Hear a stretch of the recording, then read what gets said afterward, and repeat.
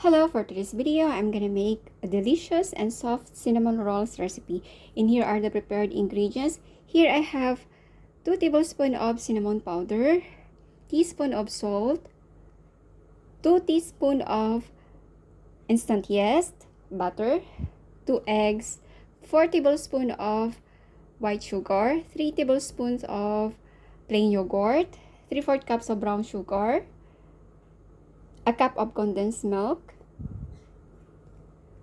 3/4 cup of warm milk, 3 1/2 cups of bread flour, and vanilla extract.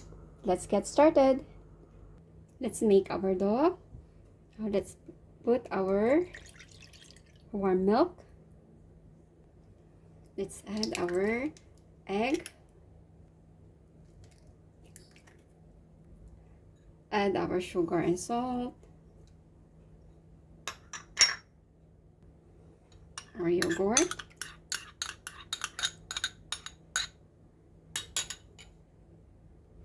Mix all together.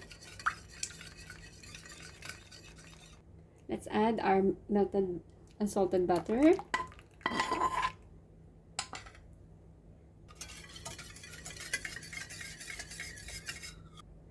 Let's add our bread flour gradually.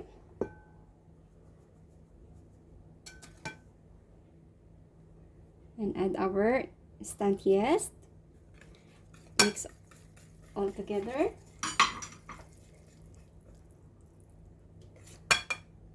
Now let's add the remaining.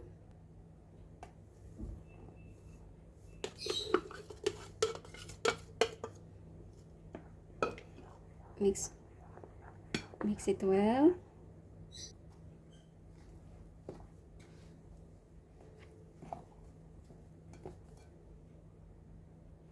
Now let's knead our prepared dough.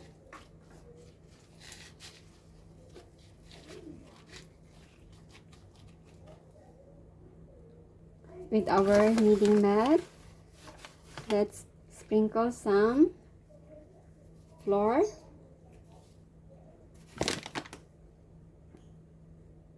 Now let's knead our prepared dough.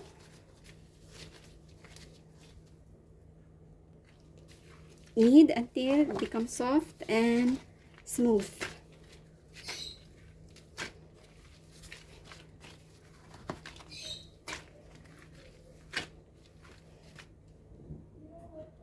With the same bowl, let's add a little bit oil and let's spread.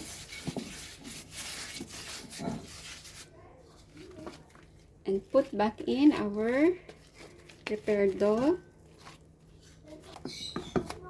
Now let's cover it and let it rise for about 1 hour in a warm place. Now let's make our cinnamon filling. Let's put our prepared brown sugar, or cinnamon powder. Add a pinch of salt. Add a teaspoon of vanilla extract.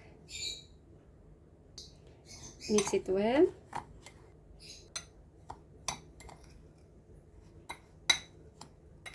And done. And after 1 hour, our dough totally risen up.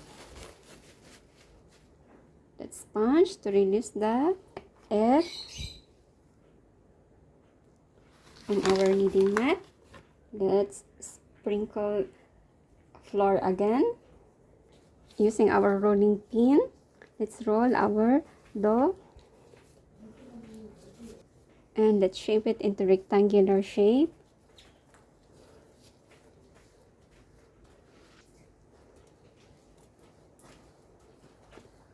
And done.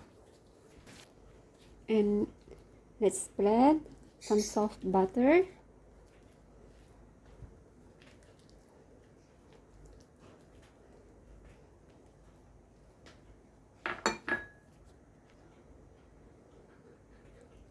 And done.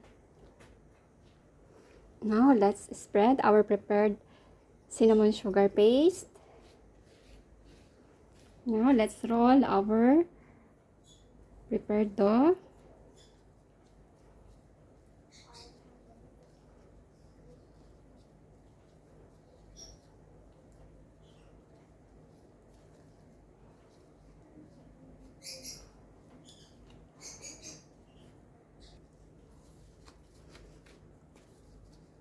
And done. Now let's cut our dough.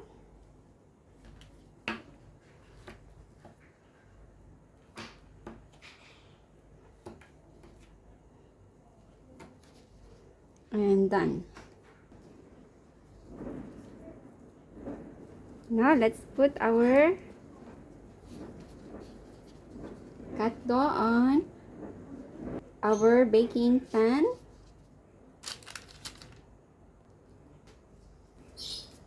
And done. And just cover it for 30 minutes. Let it rest for 30 minutes. And after 30 minutes, let's bake our cinnamon rolls in our preheated oven for 180 heat temperature.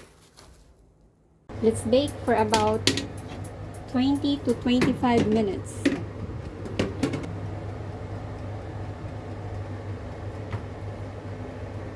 And for the meantime, let's prepare our condensed milk glaze.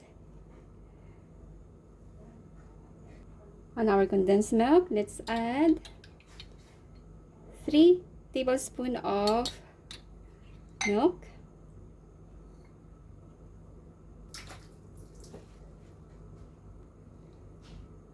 a half teaspoon of vanilla extract. Mix it well. Now let's put it in the microwave for a few seconds to make it warm. And after 25 minutes, let's check our cinnamon rolls. And it's done. And now let's put our condensed milk glaze.